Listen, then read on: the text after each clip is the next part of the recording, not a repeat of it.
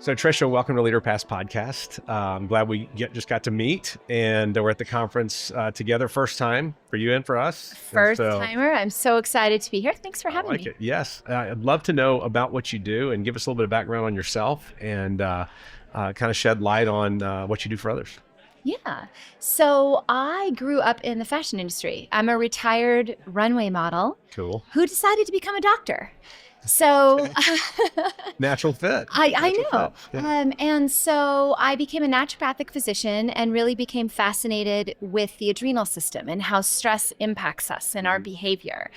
And long story short, ended up burning myself out doing stuff for everybody else, which I think so many of us do. You know, you grow up in a modeling industry and you're put on set and you're just who they want you to be that day. Mm-hmm. And somewhere in that process, through periods of grief, with the loss of my parents, through loss of, you know, all the little, what we would perceive as failures at the time, I found myself burned out and not really knowing who I was.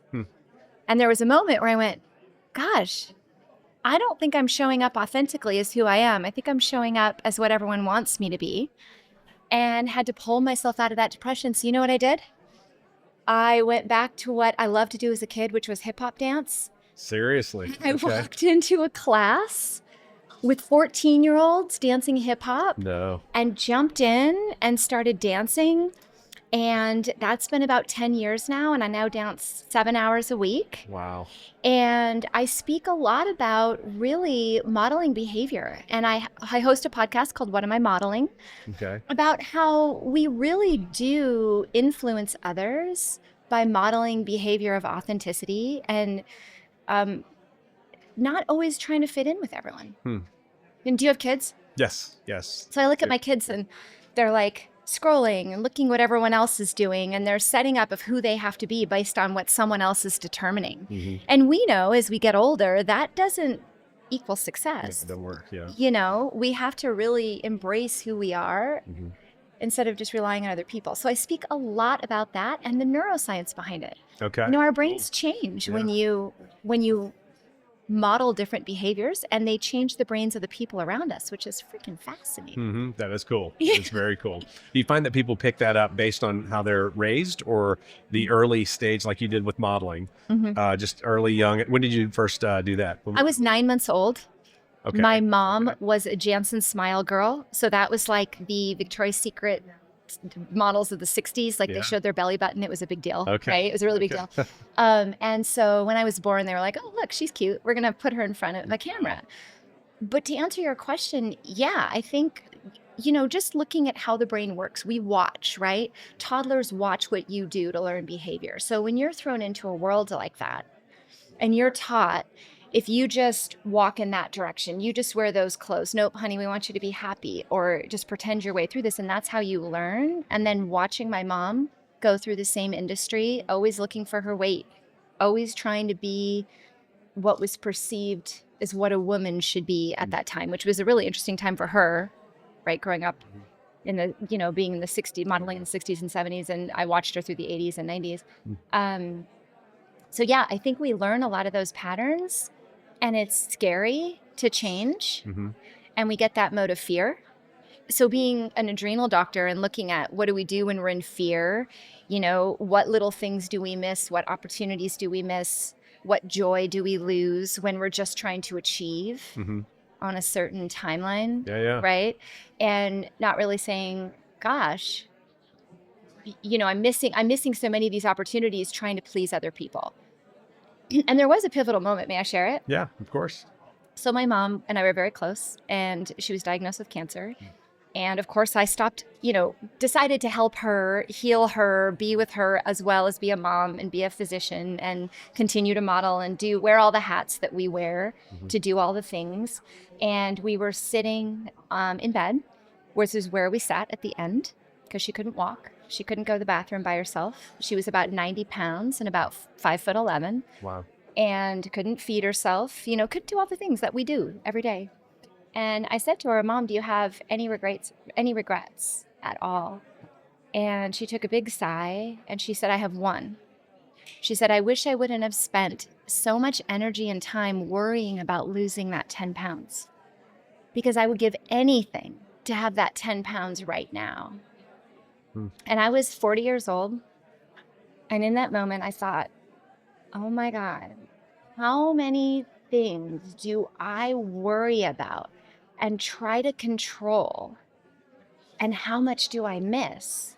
And am I teaching my kids exactly the same thing? Am I teaching them to ignore the moment and to be quick? The TikTok generation of we have 5 seconds, to make a decision. It really hit me like a ton of bricks. And I thought, I don't want to live my life like that anymore. And it's okay if you don't fit in exactly where everyone else thinks you fit in, because that's really what makes you successful, is being different. It was a really pivotal moment for me. And I think that's what helped me go back to hip hop and say, all right, I'm just going to walk in and do this.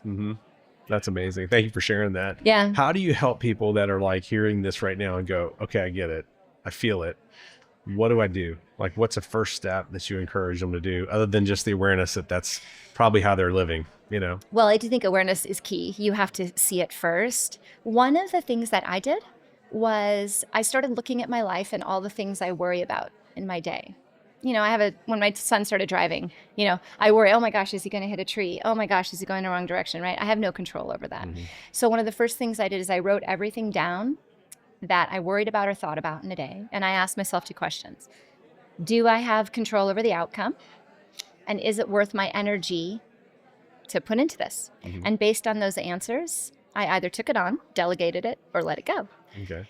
And ironically, I found that like 80% of the things that I thought about, worried about, thought were important, were not important. And I could just let them go. I didn't even have to delegate them. I didn't have, and then I thought, okay, well, if I have control over it and it's worth my energy, the solution is really simple. Just do it. Yeah. Right. Get it over with. Yeah. And then if I have control over the outcome, or, if I only have one of those two, I go, well, I could delegate it to someone who has both. And what was interesting at that point is I started to notice the little things. If you're in the woods and you're hiking and you run into a bear and your adrenal system goes into fight or flight, you don't see the flowers that you run by. You don't smell the air. You don't hear the birds chirping. You don't see the path that you go down. But when you start to eliminate all those bears, all of a sudden you see the flowers, you hear the bees, And so I started to see all these wonderful, beautiful things in my life that I was so grateful for that I never noticed. And it just changed the way that I looked at the world. And that's what I would suggest people do, is think about the way you look at the world and through the lens of your eyes is not necessarily what the world is. It's just what we were told it was. And we have the power to actually change that. Yeah. And I think that's success. Like, to me, if I can wake up and I can take in all that in my environment and I can see the beauty in it and the love and gratitude, that's success to me. I woke up. Yeah. My mom's not here. My dad's not here either. He woke up to have breakfast, opened the fridge, and fell to the ground, and that was it. He thought he was going to have breakfast. He was probably worrying about what he was supposed to do that day, right? Right. Instead of just saying, wow, I'm here to eat breakfast today. So those little things started to come back. So recognizing it and then really taking assessment on whether it's worth your time or energy is. And so are you doing speaking right now for organizations that need to hear this message? Or are you doing coaching one-on-one, or is this kind of a new entry for you into the entire, because you're combining several things with your life, which I like it. I like it. It's very cool. What's kind of the goals or dream of this to be able to help people? Yeah, I have my own concierge medical practice, so I help people one-on-one. And I've been speaking a lot on the podcast circuit in guests, and I have my own podcast.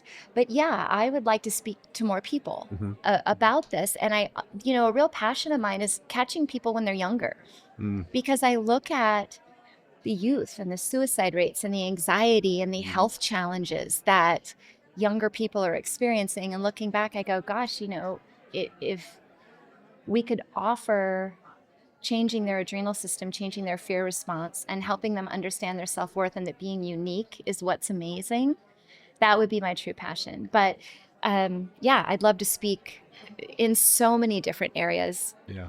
So many people need to hear this. Yeah. And I see that from treating, how many thyroid disorders I see, hormone irregularities, diabetes, autoimmunity, from that stress response and that need to always chase something that isn't even in our control. Yeah. Yeah. Yeah. Yeah. And how much health I see reverse when we just let go. Yeah. A little bit. Love it. Well, right now, with where you're at, if people are hearing this going, man, I need to know more, where do you typically engage with them? How do they connect with you? Well, first of all, you can find me at drpingel.com. Okay. Dr. DRPINGEL.com. Okay. It links to all my social profiles. Okay. I spend a lot of time on Instagram. I have 2 YouTube channels. I have a podcast called What Am I Modeling? I'm definitely available on LinkedIn, Facebook, all of that. And you can find it all from my website. So that's a great place to start. That's the starting point. It's a great starting point. Awesome. Well, I'm glad we had time to meet here and to get to know each other. Thank you for your story and for connecting that. Obviously, your message is very authentic to who you are and what you've gone through. So I appreciate that about you. So I appreciate your time. Yeah, Thanks for it. absolutely. Thanks for being here. Thank you.